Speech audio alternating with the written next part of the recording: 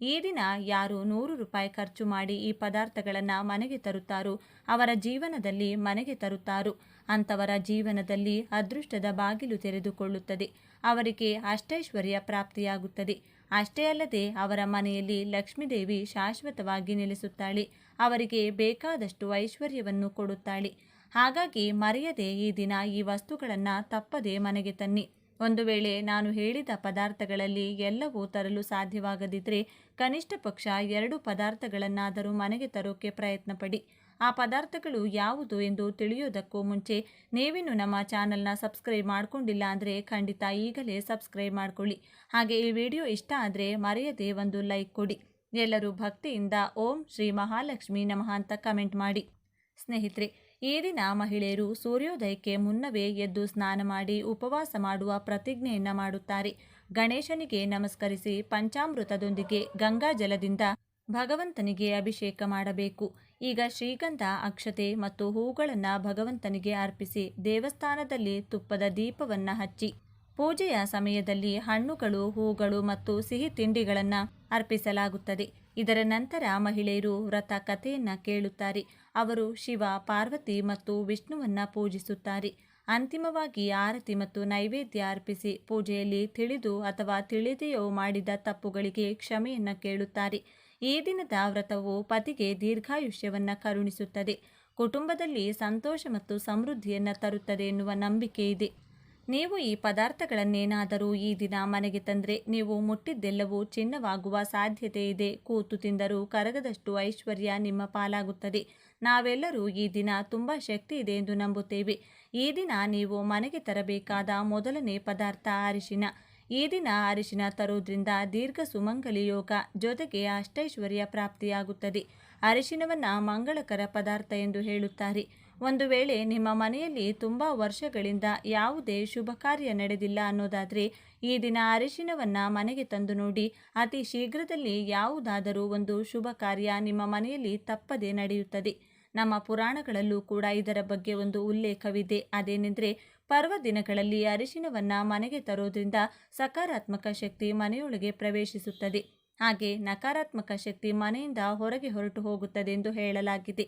ಇನ್ನು ಈ ದಿನ ನೀವು ಮನೆಗೆ ತಂದ ಅರಿಶಿನದಿಂದ ಹಾಲನ್ನು ಬಳಸಿ ಒಂದು ಲಕ್ಷ್ಮಿ ಬೊಂಬೆಯನ್ನು ತಯಾರಿಸಿ ಅದನ್ನು ದೇವರ ಮನೆಯಲ್ಲಿಟ್ಟು ಪೂಜೆ ಮಾಡಿ. ಪೂಜೆ ಮುಗಿದ ನಂತರ ನೀವು ಆ ಲಕ್ಷ್ಮಿ ಬೊಂಬೆಯನ್ನು ನೀವು ಹಾಗೆ ಹರಿಯುವ ನೀರಿನಲ್ಲಿ ಅಥವಾ ಬಾವಿಯೊಳಗೆ ಹಾಕಬಹುದು. ಅಥವಾ ಅದನ್ನು ಪುಡಿ ಪುಡಿ ಮಾಡಿ ಚೆನ್ನಾಗಿ ಒಣಗಿಸಿ ಒಂದು ಡಬ್ಬಿಯಲ್ಲಿ ತುಂಬಿಟ್ಟುಕೊಂಡು ನೀವು ಸ್ನಾನ ಮಾಡುವ ಮುಂಚೆ ಅದನ್ನು ಹಚ್ಚಿಕೊಂಡು ಸ್ನಾನ ಮಾಡಿದರೆ ಮೈಯಲ್ಲಿರುವಂಥ ದುರದೃಷ್ಟ ಹೊರಟು ಹೋಗಿ ಅದೃಷ್ಟ ಬರುತ್ತದೆ. ಹಾಗೆ ಮೈಯೊಳಗೆ ಸಕಾರಾತ್ಮಕ ಶಕ್ತಿ ಪ್ರವೇಶಿಸುತ್ತದೆ. ದೀರ್ಘ ಸುಮಂಗಲಿ ಯೋಗ ಹೆಚ್ಚಾಗುತ್ತದೆ. ಮೈಯಲ್ಲೂ ಮುಖದಲ್ಲೂ ಕಳೆ ಹೆಚ್ಚಾಗುತ್ತದೆ. ಆದರೆ ನಾವು ಈ ಅರಿಶಿನದಿಂದ ಲಕ್ಷ್ಮಿ ಬೊಂಬೆಯನ್ನು ತಯಾರಿಸಿದ ಕಾರಣ ಇದನ್ನು ಕಾಲಿಗೆ ಹಚ್ಚಬಾರದು. ಇನ್ನು ಈ ದಿನ ಮನೆಗೆ ತರಬೇಕಾದ 2ನೇ ಪದಾರ್ಥ ಕಲ್ಲುಪ್ಪು. ಈ ದಿನ ಕಲ್ಲುಪ್ಪನ್ನು ಕೊಂಡುಕೊಂಡು ಮನೆಗೆ ತಂದರೆ ತುಂಬಾ ಒಳ್ಳೆಯದು.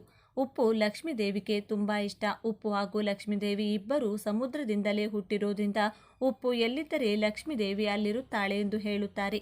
ಹಾಗಾಗಿ ಶುಕ್ರವಾರಗಳು, ಹುಣ್ಣಿಮೆ, ಅಮಾವಾಸ್ಯೆ, ಲಕ್ಷ್ಮೀ ಹಬ್ಬ ಮುಂತಾದ ದಿನಗಳಲ್ಲಿ ಮಹಾಲಕ್ಷ್ಮಿಯನ್ನು ನಿಮ್ಮ ಮನೆಗೆ ಆಹ್ವಾನಿಸಲು ತಪ್ಪದೆ ಕಲ್ಲುಪ್ಪನ್ನು ಮನೆಗೆ ತಂದುಕೊಳ್ಳಿ.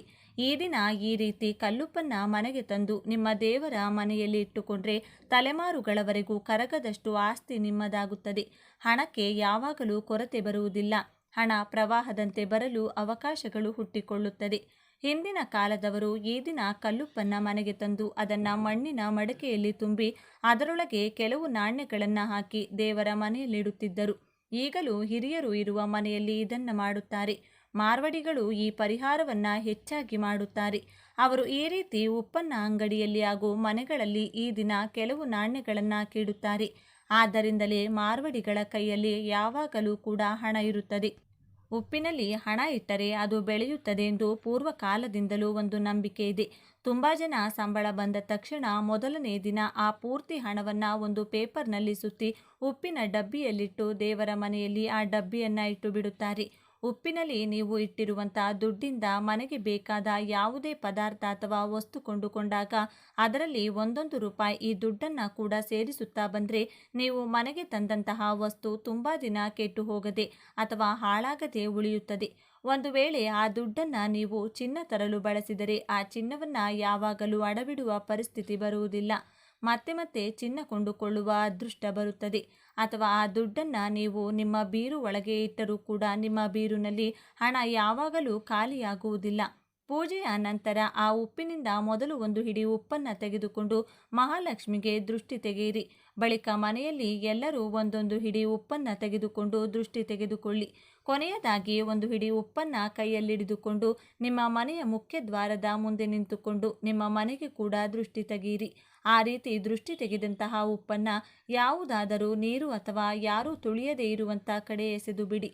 ಇನ್ನು ಉಳಿದಿರುವ ಉಪ್ಪನ್ನು ಅಡುಗೆಗೆ ಉಪಯೋಗಿಸಿ. ಪೂಜೆಗೆ ಬಳಸಿದ ಉಪ್ಪಾದ್ದರಿಂದ ಮಾಂಸಾಹಾರ ಪದಾರ್ಥಗಳಿಗೆ ಇದನ್ನು ಉಪಯೋಗಿಸಬೇಡಿ. ಇನ್ನು ಈ ದಿನ ನೀವು ಮನೆಗೆ ತರಬೇಕಾದ ಮೂರನೇ ಪದಾರ್ಥ ಬೆಲ್ಲ. ಈ ಮಹಾಲಕ್ಷ್ಮಿಗೆ ಬೆಲ್ಲ ಅಂದರೂ ಬೆಲ್ಲದಿಂದ ತಯಾರಿಸಿದ ಸಿಹಿ ಅಂದರೂ ತುಂಬ ಇಷ್ಟ. ಹಬ್ಬದ ದಿನಗಳಲ್ಲಿ ಬೆಲ್ಲವನ್ನು ಮನೆಗೆ ತಂದರೆ ತುಂಬ ಒಳ್ಳೆಯದು. ಹಬ್ಬದ ದಿನಗಳಲ್ಲಿ ಸಿಹಿ ಪದಾರ್ಥ ತಯಾರಿಸಬೇಕು ಎನ್ನುವುದಕ್ಕೆ ಇದು ಕೂಡ ಒಂದು ಕಾರಣವೇ.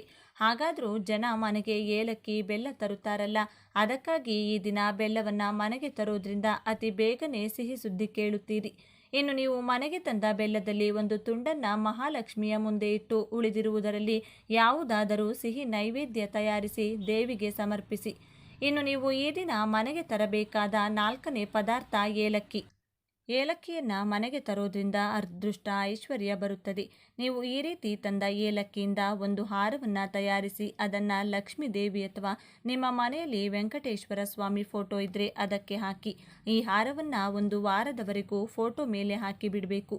ವಾರದ ನಂತರ ಆ ಮಾಲೆಯನ್ನು ತೆಗೆದು ಏಲಕ್ಕಿಯನ್ನು ಬಿಡಿಸಿ ನಿಮ್ಮ ಪರ್ಸ್ ಒಳಗೆ ಬೀರು ಒಳಗೆ ಇಟ್ಕೊಂಡು ಉಳಿದಿರುವುದನ್ನು ಅಡುಗೆಗೆ ಬಳಸಿಕೊಳ್ಳಿ. ಇದು ಪೂಜೆಗೆ ಉಪಯೋಗಿಸಿರೋದ್ರಿಂದ ಮಾಂಸಾಹಾರ ಅಡುಗೆಗಳಿಗೆ ಬಳಸಬೇಡಿ.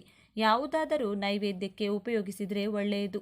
ಇದೇ ಸ್ನೇಹಿತರೆ, ನೀವು ಈ ದಿನ ತರಬೇಕಾದಂಥ 4 ಪದಾರ್ಥಗಳು. ಬರೀ 100 ರೂಪಾಯಿಯಲ್ಲಿ ಈ 4 ಪದಾರ್ಥಗಳು ಕೂಡ ನಾವು ಮನೆಗೆ ತರಬಹುದು. 100 ರೂಪಾಯಿ ಖರ್ಚು ಮಾಡಿದರೆ ಒಂದು ವರ್ಷವಿಡೀ ಕೈತುಂಬ ಹಣ ಬರುತ್ತಾ ಇರುತ್ತದೆ. ಹಾಗಾಗಿ ಮರೆಯದೆ ಈ 4 ಪದಾರ್ಥಗಳನ್ನು ತಂದುಕೊಳ್ಳಿ. ಒಂದು ವೇಳೆ ಯಾವುದಾದರೂ ಕಾರಣದಿಂದ 4 ಪದಾರ್ಥಗಳು ತರಲು ಸಾಧ್ಯವಾಗದಿದ್ದರೆ ಕನಿಷ್ಠ ಪಕ್ಷ 2 ಪದಾರ್ಥಗಳನ್ನಾದರೂ ತಪ್ಪದೇ ತಂದುಕೊಳ್ಳಿ. ಈ ವಿಡಿಯೋ ನಿಮಗೆ ಇಷ್ಟ ಆದರೆ ಲೈಕ್ ಮಾಡಿ, ಶೇರ್ ಮಾಡಿ. ಇಂಥ ಹೆಚ್ಚಿನ ಉತ್ತಮ ಮಾಹಿತಿಗಳಿಗಾಗಿ ತಪ್ಪದೇ ನಮ್ಮ ಚಾನಲ್ನ ಸಬ್ಸ್ಕ್ರೈಬ್ ಮಾಡ್ಕೊಳ್ಳಿ. ನಾಳೆ ಮತ್ತೊಂದು ವಿಡಿಯೋದೊಂದಿಗೆ ಪುನಃ ಭೇಟಿಯಾಗೋಣ. ಜ್ಯೋತಿಷ್ಯ ಶಾಸ್ತ್ರದ ಪ್ರಕಾರ ಈ ಶುಭ ದಿನದಂದು ಕೆಲವು ನಿರ್ದಿಷ್ಟ ವಸ್ತುಗಳನ್ನು ಮನೆಗೆ ತರುವುದರಿಂದ ಆರ್ಥಿಕ ಪ್ರಗತಿ, ಸುಖ, ಶಾಂತಿ ಮತ್ತು ಸಮೃದ್ಧಿ ನೆಲೆಸುತ್ತದೆ ಎಂಬ ಅಚಲ ನಂಬಿಕೆ ಇದೆ. ಹಾಗಾದರೆ ಈ ದಿನ ನಿಮ್ಮ ಅದೃಷ್ಟ ಬದಲಿಸಲು ಮನೆಗೆ ತರಬೇಕಾದ ಆ 5 ಅದೃಷ್ಟದ ವಸ್ತುಗಳು ಯಾವುವು? ಕಂಪ್ಲೀಟ್ ಡೀಟೇಲ್ಸ್ ನೋಡೋಣ ಬನ್ನಿ. ಇನ್ನು ದಾಸವಾಳ ಹೂವಿನ ಗಿಡದಿಂದ ಈ ಒಂದು ಚಿಕ್ಕ ಪರಿಹಾರ ಮಾಡಿದರೆ ಒಂದೇ ಒಂದು ವರ್ಷದೊಳಗೆ ಚಿನ್ನದ ಒಡವೆಯನ್ನು ಕೊಂಡುಕೊಳ್ಳುತ್ತೀರಾ. ಈ ಮಾತು ಪಂಡಿತರು ಹಾಗೂ ನಮ್ಮ ಶಾಸ್ತ್ರಗಳು ಹೇಳ್ತಾ ಇದೆ. ಶಾಸ್ತ್ರಗಳಲ್ಲಿ ಹೇಳಿರುವ ಪ್ರಕಾರ ದಾಸವಾಳ ಗಿಡದಿಂದ ಮಾಡುವಂಥ ಪರಿಹಾರ ಏನು ಅನ್ನೋದು ಈ ವಿಡಿಯೋದಲ್ಲಿ ತಿಳಿಸಿಕೊಡ್ತೀವಿ. ಇದು ತುಂಬಾನೇ ಚಿಕ್ಕ ಪರಿಹಾರ, ಹಾಗೆ ಈಸಿ ಪರಿಹಾರ ಕೂಡ, ಆದರೆ ತುಂಬಾನೇ ಪವರ್ಫುಲ್ ಆಗಿದೆ. ಹಾಗಾಗಿ ವಿಡಿಯೋ ಫುಲ್ಲಾಗಿ ಸ್ಕಿಪ್ ಮಾಡದೆ ನೋಡಿ. ಆದರೆ ಅದಕ್ಕೂ ಮುಂಚೆ ನೀವಿನ್ನು ನಮ್ಮ ಚಾನಲ್ನ ಸಬ್ಸ್ಕ್ರೈಬ್ ಮಾಡ್ಕೊಂಡಿಲ್ಲ ಅಂದರೆ ಖಂಡಿತ ಈಗಲೇ ಸಬ್ಸ್ಕ್ರೈಬ್ ಮಾಡ್ಕೊಳ್ಳಿ. ಹಾಗೆ ಈ ವಿಡಿಯೋ ಇಷ್ಟ ಆದರೆ ಮರೆಯದೆ ಒಂದು ಲೈಕ್ ಕೊಡಿ. ಎಲ್ಲರೂ ಭಕ್ತಿಯಿಂದ ಓಂ ಶ್ರೀ ಮಹಾಲಕ್ಷ್ಮಿ ನಮಃ ಅಂತ ಕಮೆಂಟ್ ಮಾಡಿ. ಸಮೃದ್ಧಿಯ ಸಂಕೇತ ಕಲ್ಲುಪ್ಪು. ಹಳೆಯ ಕಾಲದಿಂದಲೂ ಉಪ್ಪನ್ನ ಲಕ್ಷ್ಮಿಯ ಸ್ವರೂಪ ಮತ್ತು ಶುದ್ಧತೆಯ ಸಂಕೇತ ಎನ್ನಲಾಗುತ್ತದೆ. ಈ ದಿನ ಹೊಸದಾಗಿ ಒಂದು ಪ್ಯಾಕೆಟ್ ಕಲ್ಲುಪ್ಪು ಖರೀದಿಸಿ ಮನೆಗೆ ತಂದರೆ ಹಣಕಾಸಿನ ಹರಿವು ಸುಗಮವಾಗುತ್ತದೆ. ಇದು ಮನೆಯಲ್ಲಿರುವ ನಕಾರಾತ್ಮಕ ಶಕ್ತಿಯನ್ನ ಹೊರಹಾಕಿ ಶಾಂತಿ ನೆಲೆಸುವಂತೆ ಮಾಡುತ್ತದೆ. ಲಕ್ಷ್ಮಿಯ ರೂಪ ಅಕ್ಕಿ. ಅಕ್ಕಿಯನ್ನ ಅನ್ನಪೂರ್ಣೇಶ್ವರಿಯ ಸ್ವರೂಪವೆಂದು ಪರಿಗಣಿಸಲಾಗುತ್ತದೆ. ಈ ದಿನ ಹೊಸ ಅಕ್ಕಿಯನ್ನ ಮನೆಗೆ ತಂದು ತಟ್ಟೆಯಲ್ಲಿ ಹರಡಿ ಅರಿಶಿನ ಕುಂಕುಮದಿಂದ ಪೂಜಿಸಿ ಹಣ ಇಡುವ ಜಾಗದಲ್ಲಿಟ್ಟರೆ ಮನೆಯಲ್ಲಿ ಧನಧಾನ್ಯಗಳಿಗೆ ಎಂದಿಗೂ ಕೊರತೆಯಾಗುವುದಿಲ್ಲ ಎಂಬ ನಂಬಿಕೆ ಇದೆ. ಸೌಭಾಗ್ಯ ತರುವ ಅರಿಶಿನದ ಕೊಂಬು. ಮಹಾಲಕ್ಷ್ಮಿ ಮತ್ತು ವಿಷ್ಣುವಿಗೆ ಅತ್ಯಂತ ಪ್ರಿಯವಾದ ಅರಿಶಿನ ಸಕಲ ಶುಭ ಕಾರ್ಯಗಳ ಮೂಲ. ಈ ದಿನ ಸಮ ಸಂಖ್ಯೆಯಲ್ಲಿ ಅರಿಶಿನದ ಕೊಂಬುಗಳನ್ನು ತಂದು ತೋರಣ ಮಾಡಿ ಮುಖ್ಯ ದ್ವಾರಕ್ಕೆ ಕಟ್ಟಬೇಕು. ಇದರಿಂದ ಮನೆಯೊಳಗೆ ಧನಾಕರ್ಷಣೆಯಾಗಿ ವ್ಯಾಪಾರ ವ್ಯವಹಾರದಲ್ಲಿ ಲಾಭ ಉಂಟಾಗುತ್ತದೆ. ದೈವಿಕ ಶಕ್ತಿಯ ಶಂಖ. ಶಂಖವು ಪವಿತ್ರತೆ ಮತ್ತು ವಿಜಯದ ಸಂಕೇತ. ಈ ದಿನ ದಕ್ಷಿಣಾವರ್ತಿ ಶಂಖವನ್ನ ಮನೆಗೆ ತಂದು ಪೂಜಾ ಕೋಣೆಯಲ್ಲಿರಿಸುವುದರಿಂದ ಆರ್ಥಿಕ ಸಂಕಷ್ಟಗಳು ದೂರವಾಗುತ್ತವೆ. ಇದು ಮನೆಯ ವಾತಾವರಣವನ್ನು ಶುದ್ಧೀಕರಿಸಿ ದೈವಿಕ ಶಕ್ತಿಯನ್ನ ಆಕರ್ಷಿಸುತ್ತದೆ. ಅದೃಷ್ಟದ ಒಂಟಿ ಕಣ್ಣಿನ ತೆಂಗಿನಕಾಯಿ. ಸಾಮಾನ್ಯವಾಗಿ ತೆಂಗಿನಕಾಯಿಗೆ 3 ಕಣ್ಣುಗಳಿರುತ್ತವೆ. ಆದರೆ ಅಪರೂಪವಾಗಿ ಸಿಗುವ ಏಕಾಕ್ಷಿ ಅಥವಾ ಒಂಟಿ ಕಣ್ಣಿನ ತೆಂಗಿನಕಾಯಿ ಅತ್ಯಂತ ಶಕ್ತಿಶಾಲಿ. ಈ ದಿನ ಶುಭ ಮುಹೂರ್ತದಲ್ಲಿ ಇದನ್ನ ಮನೆಗೆ ತಂದು ಪೂಜಿಸಿದರೆ ನಿಮ್ಮ ಜೀವನದ ಎಲ್ಲ ಅಡೆತಡೆಗಳು ನಿವಾರಣೆಯಾಗಿ ಅದೃಷ್ಟ ಕುಲಾಯಿಸುತ್ತದೆ. ಇನ್ನು ನಾವು ಹಿತ್ತಲಲ್ಲಿ ಅಥವಾ ಮನೆ ಮುಂದೆ ದಾಸವಾಳ ಗಿಡವನ್ನ ಬೆಳೆಸಿದ್ರೆ ಆ ಹೂವುಗಳು ಎಷ್ಟು ಸೊಗಸಾಗಿ ಬೆಳೆಯುತ್ತದೆಯೋ ಅಷ್ಟು ಸಮೃದ್ಧಿಯಾಗಿ ನಮ್ಮ ಜೀವನ ಕೂಡ ಇರುತ್ತದೆ ಎಂದು ನಮ್ಮ ಶಾಸ್ತ್ರಗಳು ಹೇಳುತ್ತಿದೆ. ದಾಸವಾಳ ದೇವತಾ ವೃಕ್ಷ. 5 ಕಲ್ಪವೃಕ್ಷಗಳಲ್ಲಿ ದಾಸವಾಳ ಗಿಡ ಕೂಡ ಒಂದು. ಮೊದಲನೆಯದು ಪಾರಿಜಾತ, 2 ಕಲ್ಪವೃಕ್ಷ, 3 ಹರಿಚಂದನ, 4 ಸಂತಾನ ವೃಕ್ಷ, 5ನೇದು ಮಂದಾರ ಗಿಡ. ಮಂದಾರ ಗಿಡ ಅಂದ್ರೆ ದಾಸವಾಳ ಗಿಡ. ಈ 5 ಗಿಡಗಳನ್ನ ಪಂಚಕಲ್ಪ ವೃಕ್ಷಗಳು ಅಂತ ಕರೆಯುತ್ತಾರೆ. ಎಲ್ಲ ಕಾಲಗಳಲ್ಲೂ ಹೂ ಬಿಡುವಂತಹ ದಾಸವಾಳ ಗಿಡವನ್ನ ಮನೆಯಲ್ಲಿ ಬೆಳೆಸಿಕೊಂಡ್ರೆ ಆ ಮನೆಯಲ್ಲಿ ಎಂದೂ ಕೂಡ ಹಣಕ್ಕೆ ಕೊರತೆ ಬರುವುದಿಲ್ಲವಂತೆ. ಕೆಂಪು ದಾಸವಾಳ ಹೂಗಳನ್ನ ದೇವರಿಗೆ ಸಮರ್ಪಿಸಿ ಭಕ್ತಿಯಿಂದ ನಮ್ಮ ಕೋರಿಕೆ ಹೇಳಿಕೊಂಡ್ರೆ ಆ ಕೋರಿಕೆಯನ್ನ ದೇವರು ಸ್ವತಃ ಕೇಳಿಸಿಕೊಂಡು ಈಡೇರಿಸುತ್ತಾರೆ ಎಂದು ಒಂದು ಪುರಾಣ ವಚನವಿದೆ. ದಾಸವಾಳ ಗಿಡ ಮನೆ ಮುಂದೆ ಬೆಳೆಸುವವರು ಸಿಂಹದ್ವಾರದ ಪಕ್ಕದಲ್ಲಿ ಬೆಳೆಸಬೇಕು. ಅದೇ ಒಂದು ವೇಳೆ ಹಿತ್ತಲಲ್ಲಿ ಬೆಳೆಸುವವರು ಎಲ್ಲಿ ಬೇಕಾದರೂ ಬೆಳೆಸಬಹುದು. ನಮ್ಮ ಶಾಸ್ತ್ರಗಳು ಹೇಳಿರುವ ಪ್ರಕಾರ ಒಂದೊಂದು ದೇವರಿಗೆ ಒಂದೊಂದು ಪ್ರತ್ಯೇಕವಾದ ಹೂವೆಂದ್ರೆ ಇಷ್ಟ ಇರುತ್ತದೆ. ಅವರ ಪೂಜೆಯಲ್ಲಿ ಆ ಹೂವನ್ನ ಬಳಸಿದ್ರೆ ನಮಗೆ ಬೇಗನೆ ಫಲ ಸಿಗುತ್ತದೆ. ಆದರೆ ಎಲ್ಲ ದೇವರು ದೇವತೆಗಳು ಇಷ್ಟಪಡುವಂತಹ ಹೂವು ಕೆಂಪು ದಾಸವಾಳ. ನಮಗೆ ಎಷ್ಟೋ ಬಣ್ಣದ ದಾಸವಾಳ ಹೂಗಳಿದ್ದರೂ ಕೂಡ ಕೆಂಪು ಬಣ್ಣದ ಹೂವಿಗೆ ಇರುವಂತಹ ಪ್ರತ್ಯೇಕತೆ ಯಾವ ಹೂವಿಗೂ ಕೂಡ ಇರುವುದಿಲ್ಲ. ದೇವರಿಗೂ ಕೂಡ ಆ ಕೆಂಪು ಬಣ್ಣದ ಹೂವೆಂದ್ರೇನೆ ತುಂಬಾ ಇಷ್ಟ. ಹಾಗಾಗಿ ನಿಮಗೆ ಯಾವ ಬಣ್ಣದ ಹೂವು ಇಷ್ಟ ಇದ್ದರೂ ಕೂಡ ಅದರ ಜೊತೆಗೆ ಈ ಕೆಂಪು ಬಣ್ಣದ ದಾಸವಾಳ ಹೂವನ್ನ ಕೂಡ ಮನೆಯಲ್ಲಿ ತಪ್ಪದೆ ಬೆಳೆಸಿ. ಈಗ ವಿಷಯಕ್ಕೆ ಬಂದ್ರೆ ಪ್ರತಿಯೊಬ್ಬರಿಗೂ ಕೂಡ ಚಿನ್ನ ಅಂದ್ರೆ ತುಂಬಾನೇ ಇಷ್ಟ. ಮುಖ್ಯವಾಗಿ ಹೆಂಗಸರಿಗೆ ಚಿನ್ನ ಅಂದ್ರೆ ಎಷ್ಟು ಇಷ್ಟ ಅಂತ ಪ್ರತ್ಯೇಕವಾಗಿ ಹೇಳಬೇಕಾಗಿಲ್ಲ. ಪ್ರಾಣ ಬೇಕಾದ್ರೂ ಕೊಡ್ತಾರೆ ಹೊರತು ಚಿನ್ನನ ಮಾತ್ರ ಬಿಟ್ಟು ಕೊಡಲ್ಲ. ಅಷ್ಟೊಂದು ಇಷ್ಟ ಚಿನ್ನ ಅಂದ್ರೆ. ಆದ್ರೆ ನಮ್ಮ ಪುರಾಣಗಳಲ್ಲಿ ಇರುವ ಪ್ರಕಾರ ಚಿನ್ನದಲ್ಲಿ ಕಲಿಪುರುಷ ವಾಸ ಇರ್ತಾನೆ. ಮಹಾರಾಜ ಯಾವಾಗ ಕಲಿಪುರುಷನಿಗೆ ಚಿನ್ನದಲ್ಲಿ ವಾಸ ಇರೋಕೆ ಅನುಮತಿ ಕೊಟ್ಟರು ಆ ಮರುಕ್ಷಣವೇ ಅವರ ಕಿರೀಟದೊಳಗೆ ಪ್ರವೇಶಿಸಿದ ಕಲಿಪುರುಷ ಅವರ ಪ್ರಾಣವನ್ನೇ ಬಲಿ ಪಡೆದುಕೊಂಡ. ಆದರೆ ಎಲ್ಲಾ ಚಿನ್ನದಲ್ಲೂ ಕೂಡ ಕಲಿಪುರುಷ ಇರುವುದಿಲ್ಲ. ಯಾರು ಅಧರ್ಮವಾಗಿ ಬೇರೆಯವರಿಗೆ ಮೋಸ ಮಾಡಿ ಚಿನ್ನ ಸಂಪಾದನೆ ಮಾಡಿರುತ್ತಾರೋ ಅಥವಾ ಬೇರೆಯವರ ಚಿನ್ನವನ್ನ ಕದ್ದಿರ್ತಾರೋ ಆ ಚಿನ್ನದಲ್ಲಿ ಮಾತ್ರವೇ ಕಲಿಪುರುಷ ವಾಸ ಇರ್ತಾನೆ. ಇಲ್ಲಿ ಎಲ್ಲರಿಗೂ ಕೂಡ ಜೀವನದಲ್ಲಿ ಚಿನ್ನ ಕೊಂಡುಕೊಳ್ಳಬೇಕು ಅನ್ನೋ ಆಸೆ ಇರುತ್ತದೆ. ಅವರ ಹತ್ರ ಎಷ್ಟು ಚಿನ್ನ ಇದ್ರೂ ಕೂಡ ಇನ್ನೂ ಜಾಸ್ತಿ ಬೇಕು ಅಂತ ಆಸೆ ಪಡುತ್ತಾರೆ. ಬಡವರು ಒಂದು ಓಲೆ ಕಳಿಸಿಕೊಂಡರೂ ಸಾಕು ಅನ್ಕೊಂಡ್ರೆ ಮಿಡಲ್ ಕ್ಲಾಸ್ ಅವರು ಚೈನ್ ಬೇಕು ಅಂತಾರೆ. ಶ್ರೀಮಂತರು ಹೊಸ ಡಿಸೈನ್ ಆಭರಣಗಳು ಯಾವಾಗ ಬರುತ್ತೆ ಅಂತ ಕಾಯ್ತಾ ಇರ್ತಾರೆ. ಹೀಗೆ ಎಲ್ಲರಿಗೂ ಕೂಡ ಚಿನ್ನ ಬೇಕು. ಅದೇ ರೀತಿ ನಿಮಗೂ ಕೂಡ ಚಿನ್ನ ಕೊಂಡುಕೊಳ್ಳುವ ಆಸೆ ಇದ್ರೆ ಈ ದಿನ ಮಿಸ್ ಮಾಡಬೇಡಿ. ನಾನು ಹೇಳುವಂತ ಈ ಪರಿಹಾರವನ್ನ ಮಾಡಿ ನೋಡಿ. ಇದನ್ನ ಬರೀ ಹೆಂಗಸರು ಮಾತ್ರವಲ್ಲದೆ ಗಂಡಸರು ಕೂಡ ಮಾಡಬಹುದು. ಇದಕ್ಕಾಗಿ ನೀವು ಯಾವುದಾದರೂ ಒಂದು ಕೆಂಪು ಬಣ್ಣದ ದಾಸವಾಳ ಹೂವಿನ ಗಿಡದ ಹತ್ರ ಹೋಗಬೇಕು. ಆ ಗಿಡ ನಿಮ್ಮ ಮನೆಯಲ್ಲಿಲ್ಲ ಅಂದ್ರೂ ಕೂಡ ಪರವಾಗಿಲ್ಲ. ಅಕ್ಕಪಕ್ಕದ ಮನೆ ಆಗಿರಬಹುದು ಅಥವಾ ಎಲ್ಲಾದರೂ ಪಾರ್ಕಲ್ಲೋ ರೋಡ್ನಲ್ಲಿರುವಂತಹ ಗಿಡಕ್ಕೆ ಸ್ವಲ್ಪ ನೀರು ಹಾಕಿ ನಮಸ್ಕಾರ ಮಾಡಿಕೊಳ್ಳಿ. ಬಳಿಕ ಆ ಗಿಡದಿಂದ ಒಂದು ಎಲೆಯನ್ನ ಕಿತ್ಕೊಳ್ಳಿ. ಆ ಎಲೆಯಲ್ಲಿ ಎಲ್ಲೂ ಕೂಡ ಡ್ಯಾಮೇಜ್ ಇರಬಾರದು.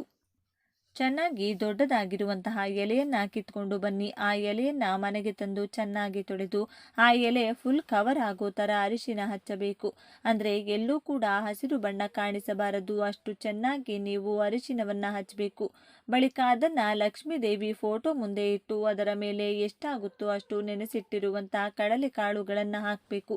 ರಾತ್ರಿನೇ ನೆನೆಸಿಟ್ರೂ ಕೂಡ ಪರವಾಗಿಲ್ಲ ಅಥವಾ ಒಂದು 4 ಗಂಟೆ ಮುಂಚೆ ನೆನೆಸಿಟ್ರೂ ಕೂಡ ಪರವಾಗಿಲ್ಲ. ಆ ಎಲೆಯಲ್ಲಿ ಎಷ್ಟು ಹಿಡಿಸುತ್ತೋ ಅಷ್ಟು ಕಡಲೆ ಕಾಳುಗಳನ್ನು ಹಾಕಿ. ನೀವು ಕಡಲೆಕಾಳು ನೆನೆಸುವಾಗ ಸ್ವಲ್ಪ ಅರಿಶಿನ ಕೂಡ ಹಾಕಿ ನೆನೆಸಿರಬೇಕು.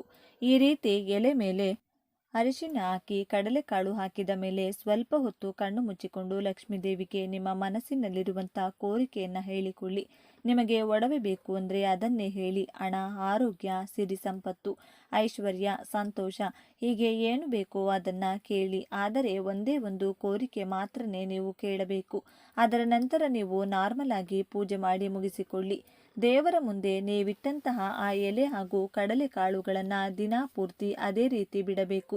ಹಾಗೇನೆ ಯಾವ ಸಮಯದಲ್ಲೂ ಕೂಡ ದೀಪ ಆರದೇ ಇರೋ ಥರ ನೋಡ್ಕೊಳ್ಳಿ. ಇನ್ನು ಆ ಕಡಲೆಕಾಳು ಅಥವಾ ಆ ಎಲೆಯನ್ನು ಮುಟ್ಟೋದಾಗ್ಲಿ ಕದಲಿಸೋದಾಗ್ಲಿ ಮಾಡೋಕೆ ಹೋಗಬೇಡಿ. ಇನ್ನು ಅಮಾವಾಸ್ಯೆ ನೆಕ್ಸ್ಟ್ ಡೇ ನೀವು ಸ್ನಾನ ಮಾಡಿಕೊಂಡು ಬಿಸಿ ಬಿಸಿಯಾಗಿ ಅನ್ನ ತಯಾರಿಸಿ ಅದರಲ್ಲಿ ಸ್ವಲ್ಪ ಹಾಲು, ಬೆಲ್ಲದ ಪುಡಿ ಹಾಗೂ ತುಪ್ಪ ಬೆರೆಸಿ ಅದನ್ನು ಉಂಡೆ ಥರ ಕಟ್ಟಿ ಲಕ್ಷ್ಮೀದೇವಿ ಫೋಟೋ ಮುಂದೆ ಇಡಿ. ನೀವು ನಾರ್ಮಲ್ ಆಗಿ ಪೂಜೆ ಮಾಡಿಕೊಂಡು ಆ ಕಡಲೆಕಾಳುಗಳ ಎಲೆ ಇದೆಯಲ್ಲ, ಇದನ್ನು ನೀವು ಈಗಾಗಲೇ ಲಕ್ಷ್ಮೀ ದೇವಿ ಮುಂದೆ ಇಟ್ಟಿರುವಂಥ ಅನ್ನದ ಉಂಡೆ ಇದೆಯಲ್ಲ ಅದರ ಮಧ್ಯದಲ್ಲಿ ಭದ್ರವಾಗಿಟ್ಟು ಅದನ್ನು ತಗೊಂಡು ಹೋಗಿ ಯಾವುದಾದರೂ ಹಸುಗೆ ತಿನ್ನಿಸಿಬಿಡಿ. ಒಂದು ವೇಳೆ ನೀವಿರೋ ಜಾಗದಲ್ಲಿ ಯಾವ ಹಸು ಕೂಡ ಸಿಗಲ್ಲ ಅನ್ನೋ ಪಕ್ಷದಲ್ಲಿ ನೀವು ಈ ಅನ್ನ ತಯಾರಿಸೋ ಅಗತ್ಯ ಇಲ್ಲ. ಬರೀ ಈ ಎಲೆಯನ್ನು ತಗೊಂಡು ಹೋಗಿ ಕಾಲುಗಳನ್ನು ಯಾವುದಾದರೂ ಪಕ್ಷಿಗೆ ಕೊಟ್ಟು ಆ ಎಲೆ ಮಾತ್ರವೇ ನೀವು ಯಾವ ಗಿಡದ ಎಲೆ ಕಿತ್ತು ತಂದಿರ್ತೀರೋ ಅದೇ ಗಿಡದ ಕೆಳಗೆ ಸ್ವಲ್ಪ ಮಣ್ಣು ಅಗೆದು ಅದರೊಳಗೆ ಈ ಎಲೆಯನ್ನು ಹಾಕಿ ಮುಚ್ಚಿಡಿ. ನೀವು ಹಸುಗೆ ಕೊಡೋದಿದ್ರೆ ಈ ಡಬಲ್ ಕೆಲಸ ಇರುವುದಿಲ್ಲ. ಎಲ್ಲ ಕೂಡ ಟೋಟಲ್ ಆಗಿ ಹಸುಗೆ ಕೊಟ್ಟು ಬಿಡಬಹುದು.